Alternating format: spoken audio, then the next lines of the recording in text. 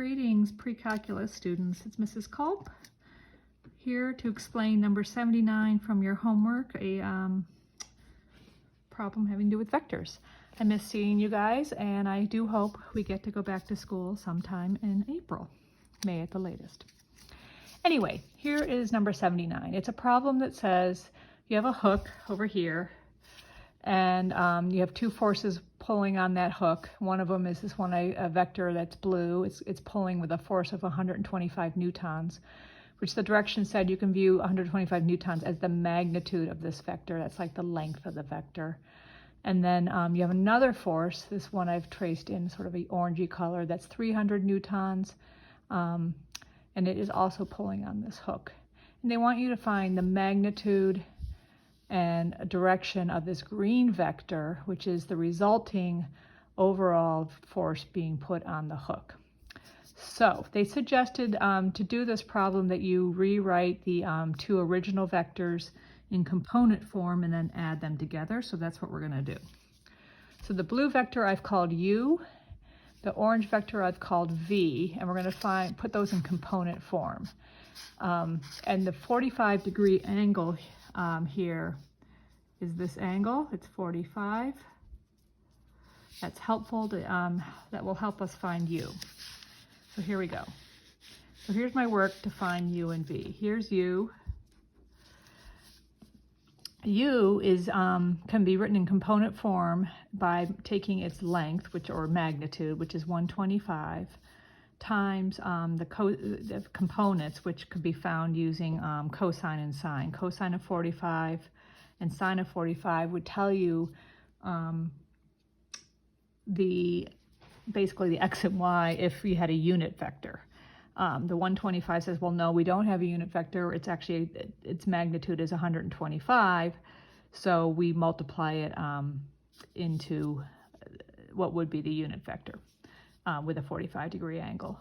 Cosine of 45 is root 2 over 2. Sine of 45 is root 2 over 2.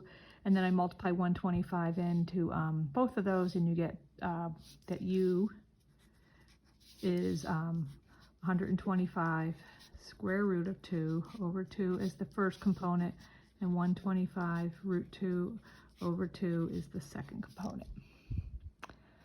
So that's U.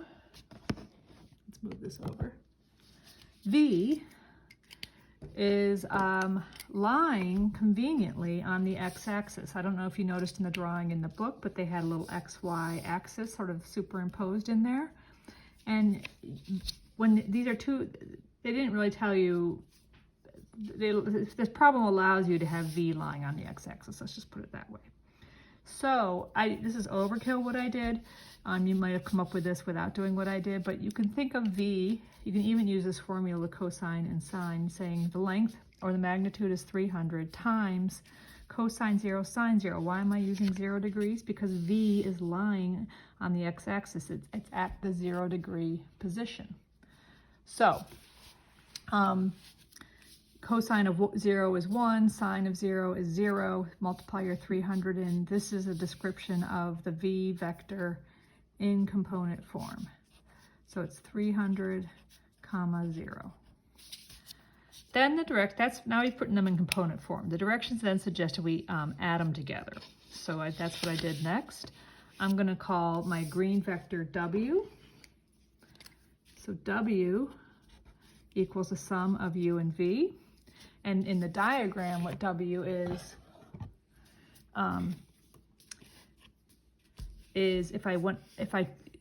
the book, I don't know if, well, the book has a nice example on this, but anyway, if you go out U, the magnitude it says at the angle it says, and then at the end of that vector add in the other vector, which would take you straight in an eastward direction, or horizontally 300 newtons, you would end up at this point. And from your starting position to that point, that's our new vector W. And these are the adding the components of U and V gets you sort of the ordered pair that's right here, but it gets you the new components for W. So all you have to do is add the first components of U and V. That's what I've done here. and then add the second components, and that's what I've done here.